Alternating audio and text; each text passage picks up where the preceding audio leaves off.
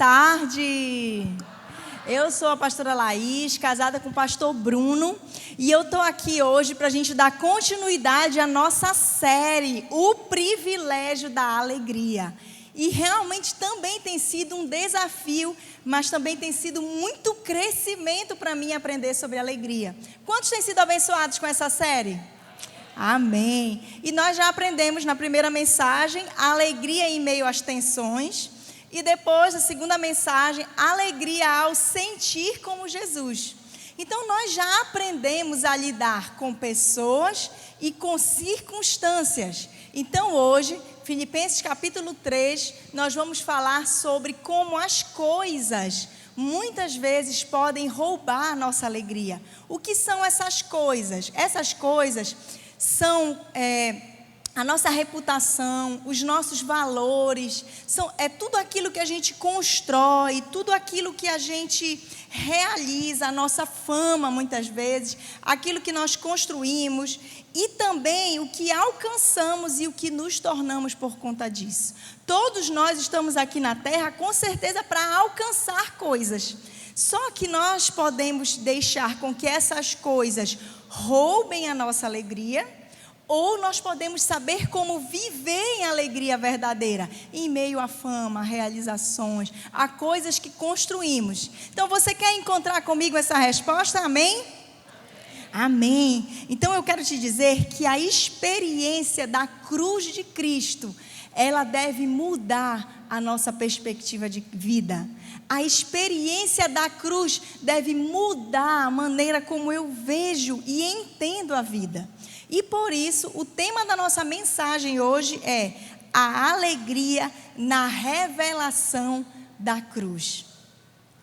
A primeira coisa para a gente pensar é o que significa a palavra revelação. Se você for no dicionário, revelação significa divulgação de um segredo. E eu quero te dizer que a cruz de Cristo tem muitos segredos a serem revelados, a serem compreendidos, a serem divulgados para nós.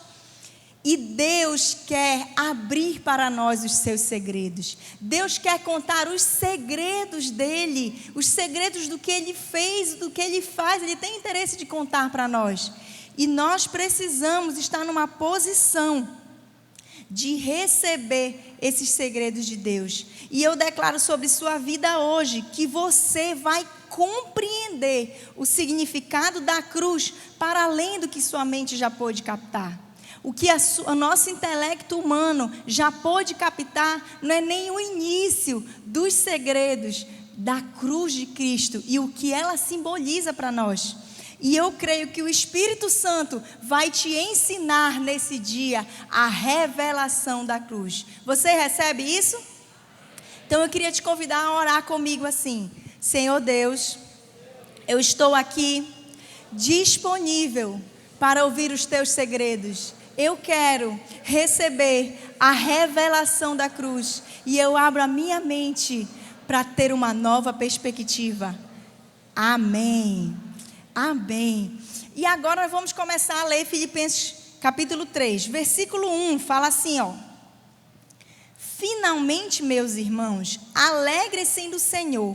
Escrever-lhes de novo as mesmas coisas não é cansativo para mim e é uma segurança para vocês. Ele tem falado o quanto que ele tem se repetido em alguns princípios importantes da palavra de Deus, mas é muito importante ele se repetir, para que nós sejamos seguros que nós absorvemos esse conhecimento.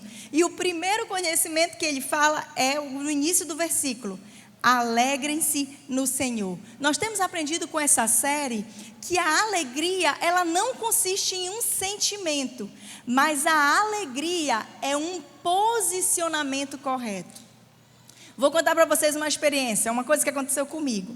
Eu estava tendo um dia totalmente fora de tudo que eu planejei.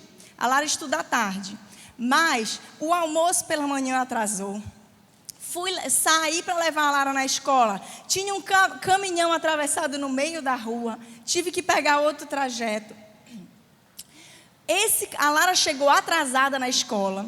Aí eu cheguei aperreada para deixar a menina na escola, puxando lancheira, aquela confusão. E logo após o horário, coladinho com o horário de deixar a Lara na escola, eu tinha um compromisso com uma outra pessoa. Aí eu já, consequência disso, já estava atrasada para esse compromisso. E para completar o dia, o carro piscando, o que era? Não tinha combustível. Aí a pessoa foi olhar na bolsa, também deixou em casa o cartão para abastecer o carro. Aí a Lara entrou, aí eu fui para dentro do carro e disse, gente, pensei, eu vou voltar agora para casa para chorar, porque eu não aguento mais. E ainda vou ligar para o Bruno, está dando tudo errado, tudo que eu planejei deu errado. Gente, fala sério, isso nunca aconteceu com você? Eita, só comigo, né? Mas olha, atire a primeira pedra quem nunca passou por isso. E aí eu estava dentro do carro assim, sem saber o que fazer, com vontade de chorar. Aí eu pensei assim, força mulher, ainda está no começo do dia, tu ainda tem tarde e noite, conseguiram almoçar, a criança conseguiu entrar na escola, a pessoa que vai encontrar com você está atrasada, mas ela ainda está te esperando, e o carro ainda está andando, ainda não está no prego. Então você ainda pode, você ainda tem condições de fazer acontecer o que talvez você ache que ainda não deu certo. Ainda tem tempo suficiente para que seu dia seja proveitoso. No mesmo instante, assim, fração de segundos, dirigindo, eu pensei, eu decido que o restante do dia vai ser proveitoso. Eu vou me sentir feliz, porque eu vou conseguir fazer muita coisa nessa tarde, nessa noite. Eu posso fazer dar certo esse dia. Naquele momento eu inclinei o meu coração para viver um excelente dia. Porque a minha perspectiva me direcionou para a frente em busca de algo além das situações dessa manhã. E eu quero dizer que a vida cristã, nós também precisamos viver em alegria renovadora. A Bíblia fala, a alegria do Senhor é a minha força. Nós não devemos nos deter naquilo que está nos prendendo, nas situações do dia a dia aqui na terra. Mas nós devemos saber que nós sim podemos alcançar, conhecer e vivenciar coisas grandes de agora até a eternidade. Ainda dá tempo de você correr atrás do prejuízo. Você ainda tem tempo hábil para fazer uma nova perspectiva do seu dia, da sua vida, dos seus anos, da sua família acontecer. A cruz de Cristo traz redenção para o meu passado, me dá nova vida no presente e garante um futuro eterno com Deus. A Bíblia fala que Deus é o mesmo ontem e hoje e sempre. Quando Deus entra na tua vida, Ele pega o teu futuro e redime, Ele pega o teu presente e te dá nova vida, e Ele pega o teu futuro e dá uma perspectiva eterna com Deus. E quando nós olhamos para situações, nós temos que ver, eu estou aqui, mas o Senhor Jesus pode redimir o meu passado, Ele pode me dar um novo presente, e Ele me dá uma perspectiva de fé e de esperança do que eu posso viver no futuro. E nós podemos viver essa alegria renovadora todos os dias, se nós compreendermos o que é a cruz de Cristo, que poder ela tem sobre a minha vida, sobre a minha história, sobre o meu passado, sobre o meu presente, sobre o meu futuro. E eu creio que é isso que Deus está nos chamando, para viver uma perspectiva de alegria renovadora. Você recebe isso aí? Amém, glória a Deus. Vamos continuar aqui, Filipenses 3, versículo 2. Cuidado com os cães. Estava tão bom, tão simples, a gente foi logo assim. Cuidado com os cães. Cuidados com esses que praticam o mal. Cuidado com a falsa circuncisão. Você lembra naquele episódio que Jesus estava num lugar e uma mulher chegou e falou com Jesus, pediu algo. E aí Jesus disse assim, eu não posso tirar pão da boca dos filhinhos para dar para os... Oi, gente, vamos lá na história da Bíblia. Jesus disse para a mulher, eu não posso tirar pão da boca dos filhos para dar para os cachorrinhos. Quem era esse cachorro, esse cão que Jesus estava falando? Essa expressão cães era usado na época pelos judeus, falando sobre os gentios.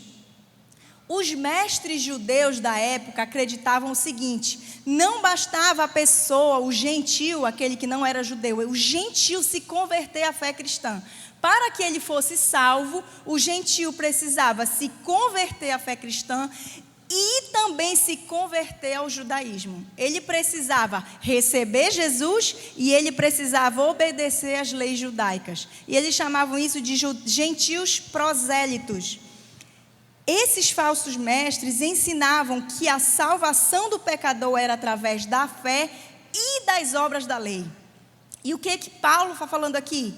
Cuidado com esses cães. Cães são esses falsos profetas, que eles não estão ensinando o que é verdadeiro. Eles praticam o mal. Cuidado com os que praticam o mal e com a falsa circuncisão. Quando Paulo está falando sobre a falsa circuncisão, ele está explicando que o que realmente salva não é aquela circuncisão que eles acreditavam, que na expressão aqui, ele aponta como uma mutilação física. Mas ele está dizendo que a verdadeira circuncisão que salva é a circuncisão espiritual, da experiência cristã. Quando você recebe Jesus, o teu espírito se torna um com o Espírito de Deus. E isso é uma circuncisão, é um sinal. A Bíblia fala que você recebe o Espírito Santo. E esse é o sinal, essa é a circuncisão espiritual. E é essa experiência cristã, reconhecer a Cristo, que faz diferença nas nossas vidas.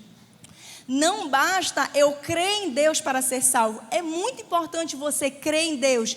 Deus como o Criador, como o Pai. Mas se você ver a primeira lição do livrinho do acompanhamento inicial, ele explica o quanto que é importante você crer em Deus. Mas o quanto é importante você crer em Jesus como aquele que é o caminho, a verdade e a vida. Aquele que vai me conduzir ao Pai. Aquele que vai me garantir um relacionamento que antes estava quebrado. Então, quando ele fala sobre a falsa circuncisão, é quando ele aponta para aquele que está direcionando a salvação para algo que realmente não garante a salvação. Porque não é algo externo, é algo interior. Somente a fé pode salvar. As obras de um cristão constituem consequência da sua fé e não os alicerces da sua salvação.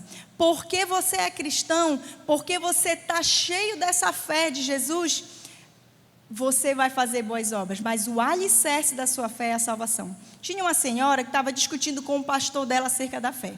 Aí ela falou assim, da fé e das obras. Ela falou: pastor, para que chegar no céu é como remar num barco a remo. Precisa de 2 remos. Um é as obras, um remo são as obras, e o outro remo é a fé. Se você rema só com um remo, você vai girar em círculo. Aí o pastor falou assim: muito interessante, irmã, isso que você falou. Só tem um problema. Ninguém chega no céu num barco a remo. Estamos na época dos descobridores da América, que eles queriam chegar no céu. Só que eles estavam de barco. Como é que a gente chega no céu? Através de um avião. O avião, ele só funciona com uma coisa: o motor. A força do avião está no motor. Eu entro no avião, eu confio a minha vida no motor, e quando ele está funcionando, esse motor está funcionando, ele impulsiona asas. As asas são as obras que cortam as circunstâncias. Mas quem é que está gerando força para o avião funcionar? O que gera força para o avião funcionar? O motor. Então, nós temos uma fé. A fé é o motor da vida cristã. As asas do avião são as obras. Eu preciso entrar no avião, entregar minha vida a Jesus, sentar ali. Eu preciso depender daquele motor e eu vou para o céu. Eu vou cortar as situações como as asas cortam as circunstâncias. Eu posso voar além das nuvens. Eu posso enfrentar o vento. Eu posso enfrentar muito além do que meus olhos podem ver. Porque eu tenho um motor me impulsionando e eu tenho asas lidando com as situações. Essa é a nossa figura. Quantos aqui querem entrar nesse avião? Glória a Deus. Todos nós queremos voar. Nós fomos feitos para voar, mas impulsionados pela verdadeira fé que nos leva a isso. Há somente uma obra que pode levar o pecador ao céu. Você sabe que obra que pode levar um pecador para o céu? Sim ou não? Estão em dúvida? Então eu vou dizer, a única obra que leva um pecador ao céu é a obra que Cristo consumou na cruz. A salvação é conhecer a Cristo e não apenas saber a respeito dele. É vivenciar Cristo em mim. Isso produz salvação. É necessário um relacionamento pessoal com ele, pela fé. Se entregar e entrar nesse avião. A Bíblia fala em João 17:3. Esta é a vida eterna, que te conheçam, o único Deus verdadeiro, e a Jesus Cristo, a quem enviastes. Vamos continuar aqui, Filipenses 3, versículo 3 em diante. Pois nós é que somos a circuncisão. Nós quem? Nós é que somos a circuncisão. Nós quem? Nós que adoramos pelo Espírito de Deus. Já falamos sobre o Espírito de Deus se tornar um com o meu Espírito na conversão. Nós que nos gloriamos em Cristo Jesus. A minha glória está nele. E não temos confiança alguma na carne. Embora eu mesmo tivesse razões para ter tal confiança. Se alguém pensa que tem razões para confiar na carne, eu ainda mais, circuncidado no 8º dia de vida, pertencente ao povo de Israel, à tribo de Benjamim, verdadeiro hebreu, quanto à lei, fariseu, quanto ao zelo, perseguidor da igreja, e quanto à justiça que há na lei, irrepreensível. O que Paulo está falando aqui? Olha, eu sou de uma família hebraica pura, sou da tribo mais considerada e respeitada de Israel. Ele já tinha, como fariseu, alcançado o ápice da experiência da experiência religiosa da época. E não só isso, ele não era só um praticante da lei, mas ele era perseguidor daqueles que se opunham à lei. Então ele deu logo uma carteirada. Se queremos falar de educação, sou um pós-doutorado. Se queremos falar de direito, eu sou um juiz. Se queremos falar de ficha limpa, CPF com score alto. Se você precisa de alguma coisa, com certeza a solução eu teria. Mas o que ele está falando aqui? Tudo isso que eu tenho, tudo isso que eu conquistei, que eu vivi para conquistar, para fazer acontecer, isso não tem valor algum diante da glória eterna. Continuando o versículo 7. Mas o que para mim era lucro, passei a considerar perda por causa de Cristo. Mais do que isso, considero tudo como perda, comparado com a suprema grandeza do conhecimento de Cristo Jesus, meu Senhor, por cuja causa perdi todas as coisas. Eu as considero como esterco para poder ganhar a Cristo e ser encontrado nele, não tendo a minha própria justiça que procede da lei, mas a que vem mediante a fé em Cristo, a justiça que procede de Deus e que se baseia na fé. O que fazia dele alguém notável, ele reconheceu como perda. Se você lembrar da história do jovem rico, o jovem rico chegou com Jesus e ele disse assim: o que eu posso fazer para ter a vida eterna? Aí Jesus disse: você cumpre os mandamentos? Eu cumpro todos os mandamentos. Ou seja, eu já estou quite. Aí Jesus falou: então vende tudo que tu tem, dá para os pobres e me segue. Será que Jesus nos chamou para ser pobre? Jesus nos chamou para viver além da riqueza. A riqueza é muito pouco quando você pensa na eternidade. Jesus estava propondo para ele se desprender de tudo para viver um outro nível de entendimento acerca da vida. Não é sobre o que você constrói, mas é que o que você constrói deve te impulsionar para viver para além do que você pode sustentar. Esse foi o desafio que Jesus deu para o jovem rico. Esse é o desafio que Paulo está trazendo para cada um de nós. Uma coisa é ser religioso o bastante para fazer parte da sinagoga. E outra bem distinta é ser justo o suficiente para entrar no céu. Quando estamos aqui falando ser justo o suficiente, não é uma justiça humana. Eu sou muito justa, eu vou para o céu. Você é pouco justo, você vai para o céu. Só existe uma justificação suficiente para nos garantir a eternidade. E essa é aquela obra feita por Jesus lá na cruz. Então, só a justificação de Jesus, só ela pode me fazer entrar no céu.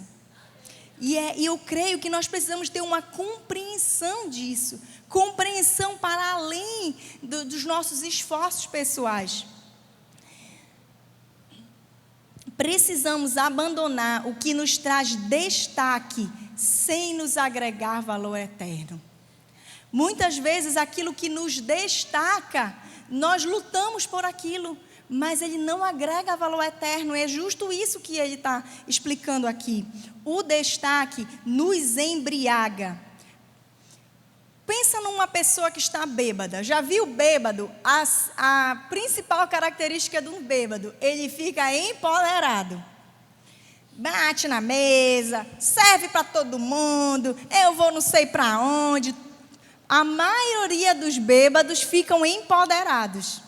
Só que todo aquele destaque, na verdade, é um engano. O destaque, as coisas que nós alcançamos, que nós sustentamos, muitas vezes nos fazem de ridículo. Porque nós estamos embriagados com o destaque. Mas o valor eterno nos alimenta. É o valor eterno que vai sustentar, nos alimentar, nos nutrir. E não as coisas que fazemos que nos destacam. Quando Saulo encontrou com Jesus, os seus valores mudaram. Então ele teve uma nova perspectiva de vida. A vida que não é examinada, não é digna de ser vivida. Essa frase é de Sócrates. E é muito interessante a gente entender sobre esse examinar com seriedade os valores que controlam as nossas decisões. Se eu não sou capaz de examinar o que me controla, eu não tenho dignidade para viver. E é isso que Sócrates está falando, é isso que Paulo está desafiando cada um dos filipenses a perceber, a observar. Aí você está pensando, Laís, agora eu fiquei totalmente perdida. Porque se tudo que eu construo não tem valor eterno, se tudo que eu trabalho e me esforço é perda, esterco, me explica, por favor, o que é que eu tenho que fazer. Quem quer saber o que é que você tem que fazer? Eu quero, todos os dias. E se você não lembrar nada do que eu falei hoje, não se lembra nenhum versículo, você só tem que lembrar desse versículo que a gente vai ler agora, que eu creio que é o versículo-chave dessa pregação. Então, por isso a gente vai ler junto, Filipenses 3:10, todo mundo junto, 1, 2, 3 e já. Quero conhecer a Cristo, ao poder da sua ressurreição e a participação em seus sofrimentos. Vamos parar aqui. Quero conhecer a Cristo? Quero, muito legal. Quero o poder da ressurreição? Quero, show. Mas eu quero perguntar uma coisa para vocês. Uma pessoa pode ressuscitar se ela não morrer? Sim ou não? Dá para ressuscitar sem morrer? Não. Então, se você quer ressuscitar com Cristo, você precisa morrer. Eu quero conhecer a Cristo, ao poder da ressurreição e a participação em seus sofrimentos. Porque foi o sofrimento de Jesus que mudou o nosso sofrimento. Porque foi a morte dele que nos deu expectativa de ressurreição. A outra linguagem da Bíblia fala sobre viver as aflições de Cristo. Eu quero conhecer a Cristo, ao poder da sua ressurreição, a participação em seus sofrimentos. O perder também faz parte do processo de ganhar, tornando-me como Ele em sua morte. Então, eu morro com Jesus, eu me torno como Ele na morte, para de alguma forma alcançar a ressurreição dentre os mortos. Por que ele fala de alguma forma? Porque não é algo que a nossa mente humana consegue explicar. Como é que eu morro com Jesus e ressuscito com Ele? É porque a mente humana não capta isso. Mas as coisas espirituais podem acontecer dentro de mim a partir do momento que eu entro no avião e impulsiono essa fé. Então eu vou alcançar a ressurreição dentre os mortos a partir do momento que eu conheci a Jesus, conheci a ressurreição, conheci a morte, vivenciei a morte. E então eu vou poder ressurgir. Continuando o versículo. Não que eu já tenha obtido tudo isso. Não foi uma experiência, não foi quando eu estava lá sendo Saulo e eu via Jesus e aquilo tudo já aconteceu em mim. Não é um passe de mágica de uma hora para outra. A experiência cristã, sim, mas a vida cristã, não. A experiência cristã é no momento de encontro, mas a vida cristã é construída. Então, ele está falando aqui, não que eu já tenha obtido tudo isso, ou tenha sido aperfeiçoado, mas prossigo para alcançá-lo, pois para isso também fui alcançado por Jesus. Eu fui alcançado por Jesus para que eu possa prosseguir em apurar meu olhar, a minha mente para aquilo que Jesus fez por mim e pelo que Jesus pode fazer pela pessoa do meu lado também. Porque seria muito fácil eu ser salvo e ir para o céu. Gente, você quer morrer? Não precisa você cometer suicídio. Você entrega a vida a Jesus. Que aí Jesus te leva. Pronto, estava resolvido. Mas nós não fomos chamados para ser salvos. Nós fomos chamados para viver a experiência cristã. Então eu conheço a Jesus, eu vivo esse processo, eu prossigo por esse processo. E então eu vou alcançar o prêmio celestial, que a gente vai ler aqui mais à frente. Paulo era focado na lei. Essa era a vida dele. Esse era o passado dele. Ele se tornou perseverante na causa de Cristo. Esse era o presente dele. Eu prossigo para o alvo, eu continuo caminhando. E ele vislumbrava a vida eterna. Esse era o futuro dele. Paulo era uma pessoa no passado, focado na lei. Ele se tornou alguém diferente no presente. Ele era perseverante na causa de Cristo. E no futuro ele vislumbrava a vida eterna. Paulo, com isso, nos convida a ter uma mente espiritual. Fala comigo, mente espiritual. O que é a mente espiritual? É aquela que estuda os pensamentos de Deus e que segue em direção aos objetivos dele para nós. Não existe uma outra maneira de discernir a vontade de Deus. Como eu posso saber qual é a vontade de Deus? Só existe uma maneira de eu discernir a vontade de Deus. É eu apontar, eu direcionar o meu intelecto para a direção correta. Qual é a direção correta? A soberania de Deus através da observância da sua palavra. Eu acho que não tem uma vez que eu pregue que eu não cite, não leia esse versículo. Aí, para não quebrar a regra, né? A pessoa vai ler o versículo na Bíblia. Vamos ler aqui na Bíblia, 2 Coríntios, capítulo 10. Vou ler na King James.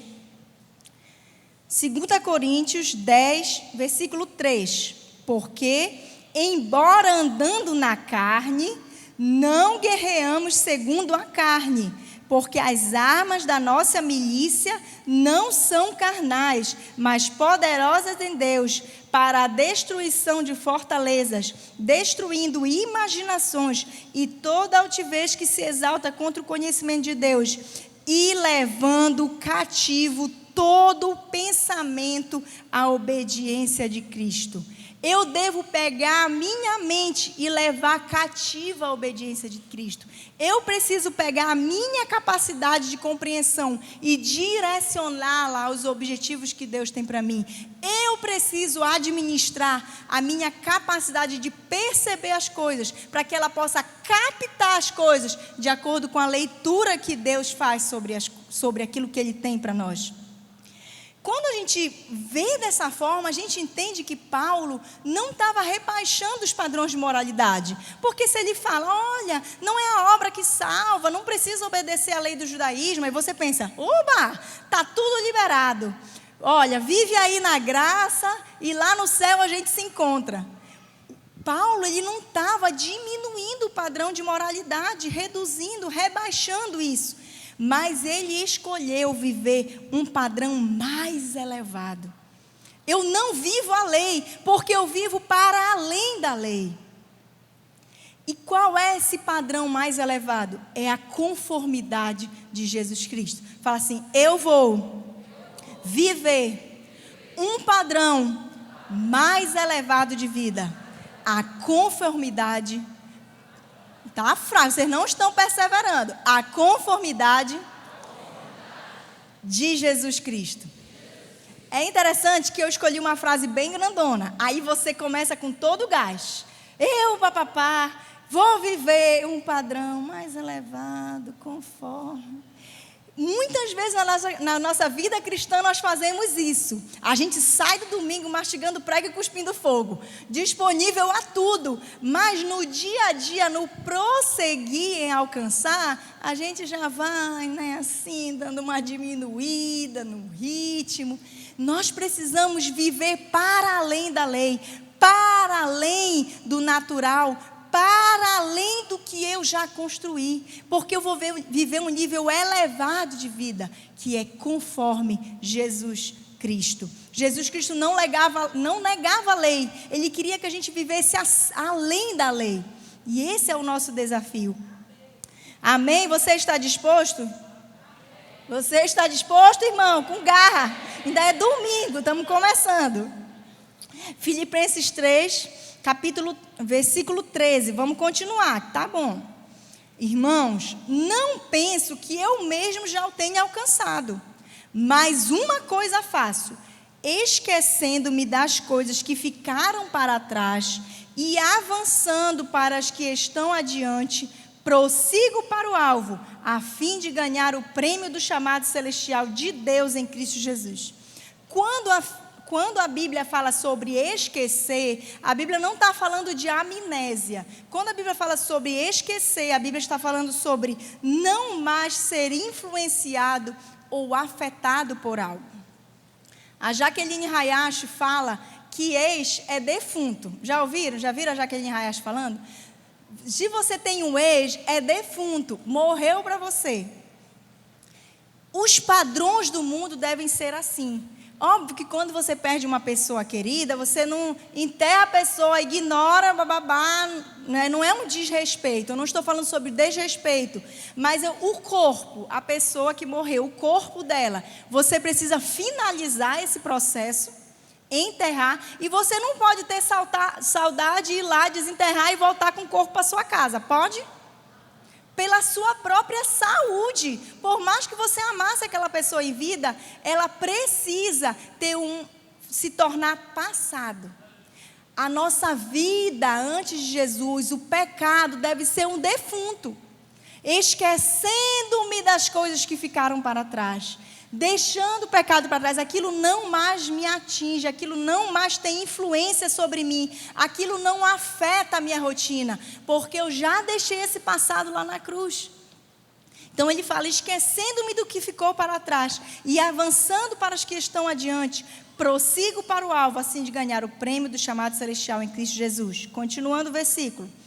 Todos nós, versículo 15, todos nós que alcançamos a maturidade, devemos ver as coisas dessa forma.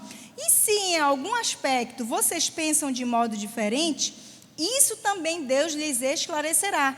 Tão somente vivamos de acordo com o que já alcançamos. Primeira coisa que ele fala aqui, ele fala sobre a maturidade. Qual é o sinal, a característica da maturidade cristã? É a consciência da própria imperfeição. O cristão maduro, ele sabe fazer uma autoavaliação honesta. E ele se esforça para melhorar. Nós não devemos nos considerar melhores do que nós já somos. E nem devemos nos considerar piores do que nós somos. Mas precisamos viver em insatisfação divina. Fala, insatisfação divina. Pois essa insatisfação, ela é essencial para o meu progresso espiritual. Isso se chama santificação constante. Fala, santificação constante. E interessante que ele fala assim: se em algum aspecto vocês pensam de modo diferente, isso também Deus lhes esclarecerá. A Bíblia fala que o Espírito convence o homem do pecado, da justiça e do juízo. Fala, se você tem maturidade, você já vê dessa forma. Se você não vê dessa forma, o Espírito Santo pode te revelar. Mas seja insatisfeito, viva de acordo com o que você já alcançou. Você já alcançou esse entendimento? Vive esse entendimento, que o Espírito Santo vai te revelar outro. Aí você vai viver o próximo entendimento. Porque às vezes você está esperando todas as coisas se revelarem para você resolver viver em santificação. Enquanto a santificação é um processo constante de prosseguir para o alvo. Agora você pensa naquilo que você tem mais prazer em fazer. Pensa numa coisa que você ama fazer, uma coisa que você faz com muita intensidade na sua vida. Talvez você é muito boa na cozinha. Talvez você é muito bom em fazer doces. Talvez você se garante malhando na academia. Talvez você é muito bom em algum jogo. Talvez você é o melhor maratonista de série que existe. Já assistiu todas as séries publicadas.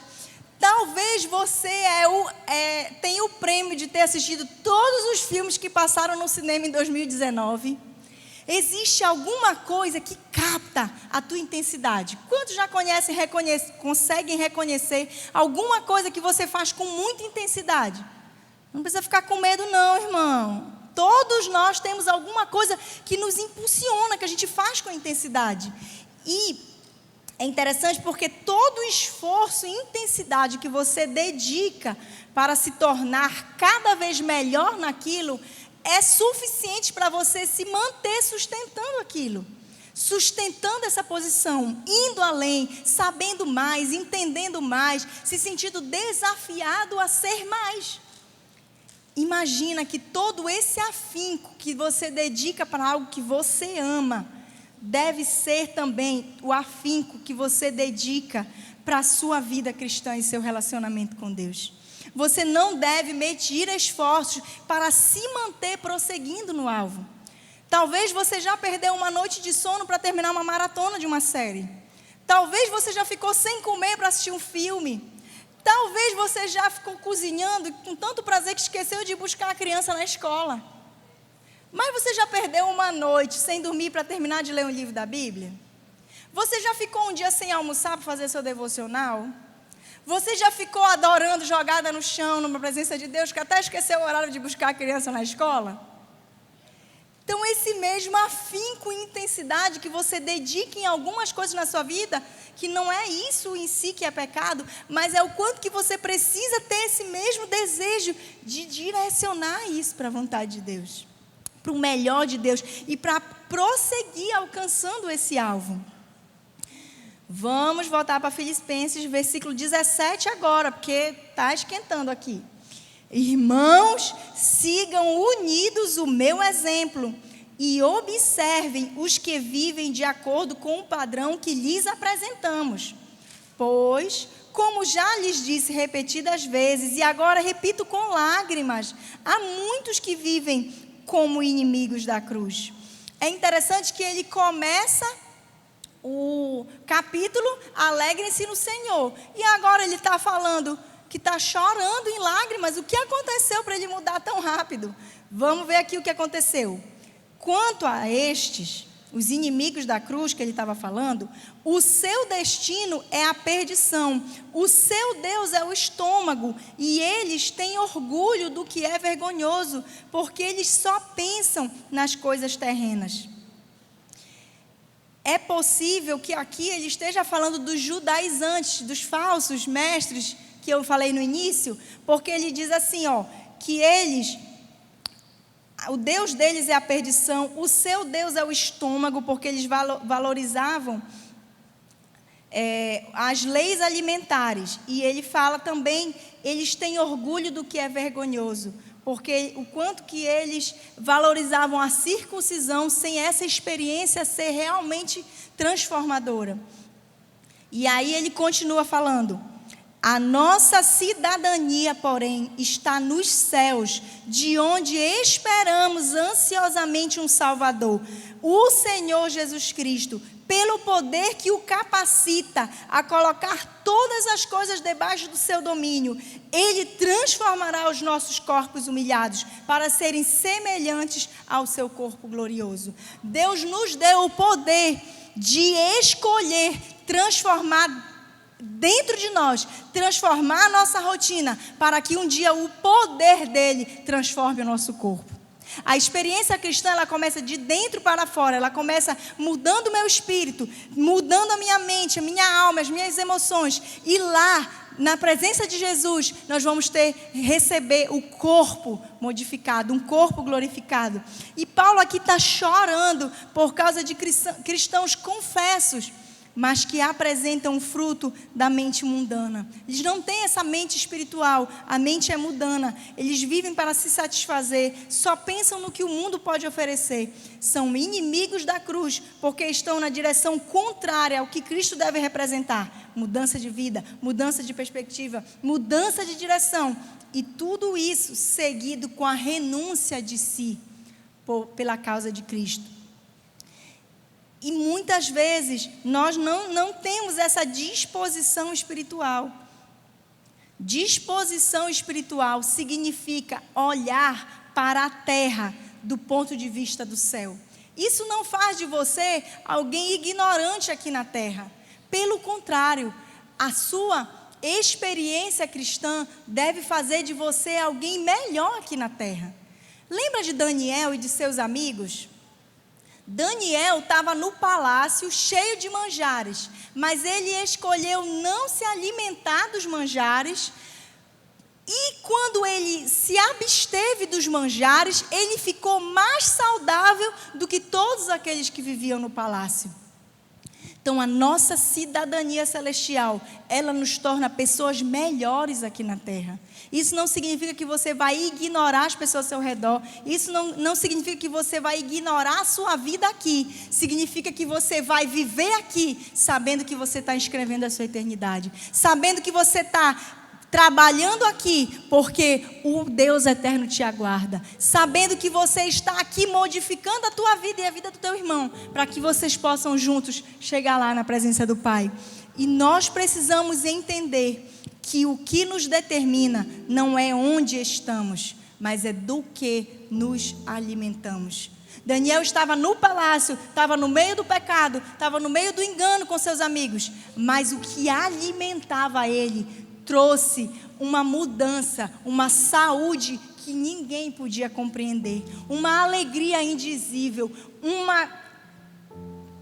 um poder de transformar quem ele era e de gerar essa transformação, gerar atenção nos outros. E eu creio que Deus quer que a gente viva isso. No final desse capítulo, ele não deixa de frisar o futuro que nos aguarda, o retorno de Jesus. O fato de que Jesus vai voltar deve ser uma forte motivação para vivermos de modo consagrado e para trabalharmos com dedicação hoje. Você já está hoje caminhando para a eternidade. Você está hoje construindo uma vida pautada na eternidade. Viver olhando para o nosso futuro em Deus é deixar que Cristo ordene as coisas de acordo com a verdadeira importância no presente. Você não deve olhar o retorno de Jesus como algo para o meu futuro. Você deve hoje viver como Cristo nos ensina, para que o seu futuro seja cheio de esperança.